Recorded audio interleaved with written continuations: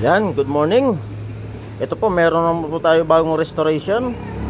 So, ito po yung pinalitan po natin. Ito po, pure na leather po ito. Ayan, genuine leather na po yan.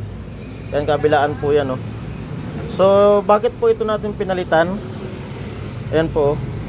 So, bakit po natin ito pinalitan? Dahil po siya ay expired na. Oh, ayan, oh.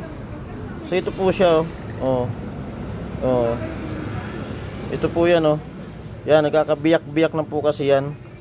So ito po kasi ay rubberized po ito. So kailangan natin palitan po ng bago. Ayan, so ito na po siya. So sirang-sira po yan. Yan. So ito po yung dati po niya. Dito po yung original po. So ngayon pinalitan natin ng bago. Kaya ito na po yung resulta po. O, ayan, oh. O, diba? Mukhang original pa rin po siya. Ayan, so naging quality po siya. Mas matagal na po siyang gagamitin kesa po dito. Kasi po ito pong leather po na hindi po siya nag-expired. Ito po kasi nag-expired po ito. Ayan, oh, so napupunit po yan. Ayan, so good morning, ito na po. Sa lahat mo magpapagawa, dito lang po yan sa location po sa San Isidro, Nueva Ecija. Ayan po, thank you.